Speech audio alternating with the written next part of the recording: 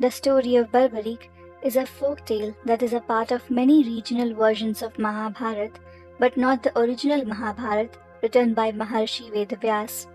As per the Skanda Purana, Barbarik was the grandson of Bhima and the son of Ghatotkacha and Maurvi, the daughter of Daitya Moor. He was more powerful than the combined powers of Arjuna, Karna, Bhishma, Dronacharya, and many other warriors of the Kurukshetra war.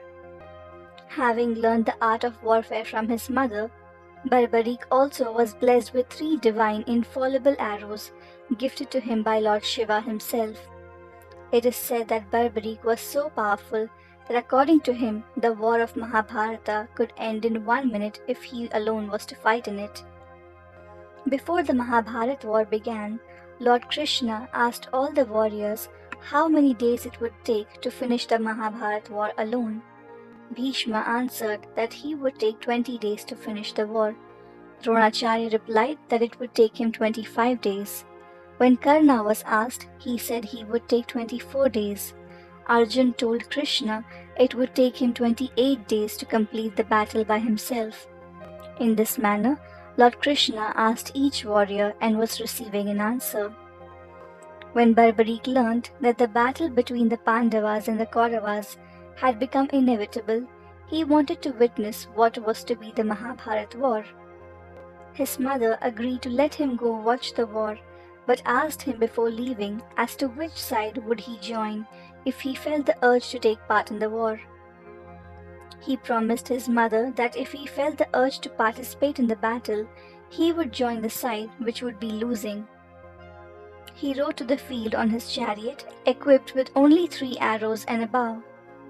Krishna, having heard of Barbarik's willingness to fight and wanting to examine Barbarik's strength, disguised himself as a Brahmin and came in front of Barbarik. Krishna asked him the same question about how many days would it take for him to finish the war if he were to fight it alone. Barbarik replied it would take him only 1 minute to finish the whole battle if he was to fight alone. Krishna was surprised at this answer of Barbarik, considering the fact that Barbarik was walking towards the battlefield with only 3 arrows. To this Barbarik replied that a single arrow of his was enough to destroy all his opponents in the war, and after killing its targets, it would then return to his quiver. Barbarik explained the power of the 3 arrows. The first arrow would mark all the objects that Barbarik wanted to be destroyed. The second arrow would mark all the objects that Barbarik wanted to be saved. The third arrow would destroy all the objects marked by the first arrow, or destroy all the objects not marked by the second arrow. Krishna, eager to test this out, asked Barbarik to tie all the leaves of the tree that he was standing under using one of his arrows. Barbarik accepted the challenge and began meditating to release his arrow by closing his eyes. As Barbarik started meditating, Krishna quietly plucked a leaf from the tree and hid it under his foot without Barbarik's knowledge. When Barbarik released his first arrow, it marked all the leaves of the tree and finally started hovering around the leg of Krishna.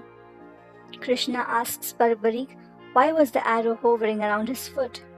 Barbarik replied that there must be a leaf under his foot and the arrow was targeting his foot to mark the leaf that was hidden underneath. Barbarik advised Krishna to lift his leg, otherwise the arrow would mark the leaf by piercing through Krishna's foot. Krishna then lifted his foot and the first arrow also marked the hidden leaf. The third arrow then collected all the leaves including the hidden leaf and tied them together. By this, Krishna concluded that the arrows were so powerful and infallible that even if Barbarik was unaware about the whereabouts of his enemies, his arrows would still navigate and trace his intended targets. This situation scared Lord Krishna. He also realized that in the real battlefield, in case Krishna wanted to isolate the Pandavas to save them from Barbarik's attack, then he would not be able to do so, because even without the knowledge of Barbarik, the arrow would go ahead and destroy the target if Barbarik intended to. Thus, Krishna gets a deeper insight into Barbarik's phenomenal power. Krishna then asked Barbarik about which side he was planning to fight for in the war of Mahabharata. Barbarik explained that since the Kaurava army was bigger than the Pandava army, and because of the condition he had agreed to with his mother, he would fight for the weaker side, which was the Pandavas. But to this, Lord Krishna explained the paradox of the situation. Krishna explained that since he was the greatest warrior on the battlefield, whichever side he joins would make the other side weaker. So eventually, he would end up oscillating between the two sides and destroy everyone except himself. Thus, Krishna revealed the actual consequence of the word that he had given to his mother. Krishna then explained to him that before a battle, the head of the bravest Kshatriya needed to be sacrificed in order to worship or sanctify the battlefield. Krishna said that he considered Barbarik to be the bravest among the Kshatriyas, and hence was asking for his head in charity. In fulfillment of his promise, and in compliance with Krishna's command, Barbarik gave his head to him in charity. Before actually giving his head, Barbarik expressed his desire to see the forthcoming battle. To this, Krishna agreed to place Barbarik's head on top of the mountain that overlooked the battlefield.